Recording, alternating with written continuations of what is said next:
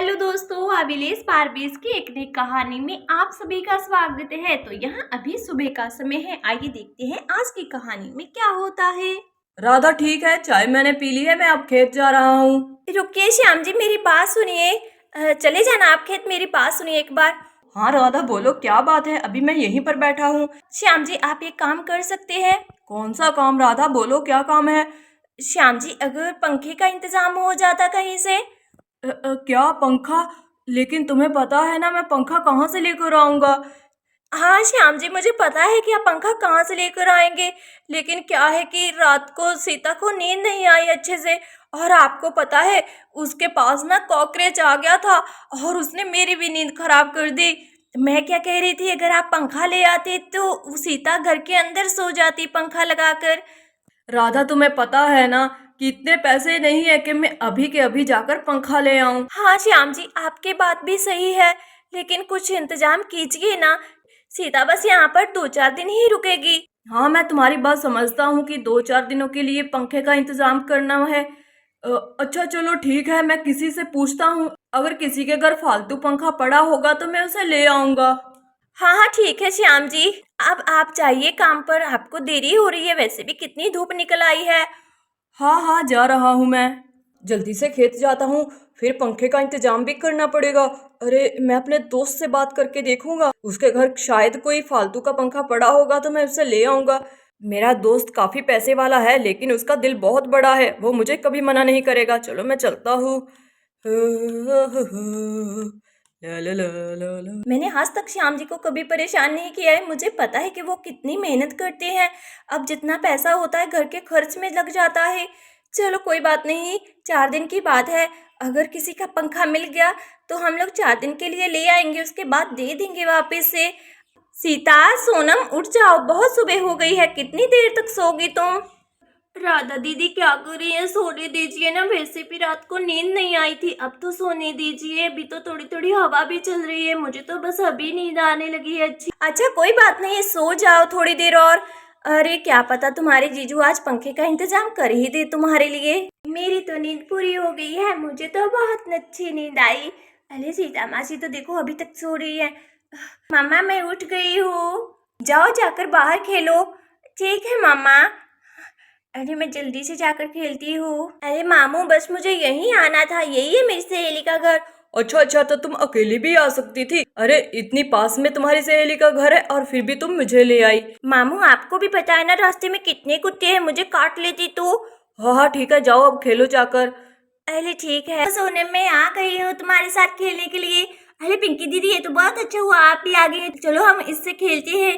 अरे वाह, देखो कितना प्यारा घोड़ा है तुम्हारे पास। हाँ हाँ पिंकी दीदी बहुत प्यारा है ना, चलो खेलते हैं। हाँ हाँ ठीक है, चलो खेलते हैं। पिंकी को छोड़ने कौन आया है, किससे बात कर रही है पिंकी, कोई आदमी आया है क्या। अच्छा अच्छा, राम तुम आए हो। हाँ हाँ राधा दीदी, वो क्या है कि मैं कल ही गांव से आया था, तो अब पिंकी जिद करने लगी कि मुझे सोनम के पास छोड़ के आओ। यहाँ खड़े क्यों हूँ, बैठ जाओ। राधा दीदी ये लड़की कौन है आपके घर में?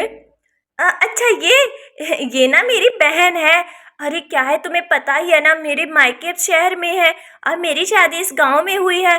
तो क्या है कि इसे ना रात को नींद नहीं आई अच्छे से। क्यों, क्या हुआ? इसे नींद क्यों नहीं आई? इसे पंखे के आगे सोने की आदत है ना, और वैसे भी ये वहाँ अपने घर में बेड पर सोती है, और यहाँ पर तुम्हें पता है इसे जमीन पर सोना पड़ा। रात को ना इसके बिस्तर पर कॉकरोच आ गया था और अभी इसीलिए अभी तक सो रही है ये। तो राधा दीदी आपके घर पंखा नहीं है क्या? नहीं नहीं राम, हमारे घर में पंखा नहीं है, तुम्हें पता है ना कि हमारे हालात कैसे हैं। अच्छा ये बात है। हाँ राम, इसीलिए तो, नहीं तो मैं तो पहले ही पंखा लगवा लेती। चलो ठीक है, कोई बात नहीं दीदी, मैं चलता हूँ, मैं बाद में आऊँगा। अरे सुनो ना, कहाँ जा रहे हो, चाय पीकर जाओ। नहीं नहीं राधा दीदी, मुझे काम है, मैं अभी आता हूँ। ठीक है भाई। राम यहाँ से जल्दी से चला जाता है। चलो ठीक है, तुम लोग भी खेलो, मैं घर के काम कर लेती हूँ। अरे राम को मैंने बोला कि बैठ जाओ और भाग ही गया, पता नहीं इतनी क्या जल्दी थी। चलो मैं घर के काम कर लेती हूँ। चलो इसे सीता को पंखा लगा देता हूँ, बेचारी गर्मी में कैसे सो रही है। चलो यहीं रख देता हूँ पंखा। अरे पंखे की आवाज, ये पंखे की आवाज, कहीं श्याम जी पंखा लेकर तो नहीं आ गए हैं। लगता है श्याम जी को कोई पंखा मिल गया है। चलो जाकर देखती हूँ। अरे नहीं, ये तो राम है।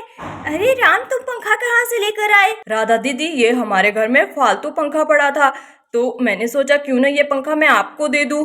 वैसे भी हमें इस पंखे की जरूरत नहीं थी। अच्छा, क्या ये फालतू है? हाँ राधा दीदी, ये फालतू था।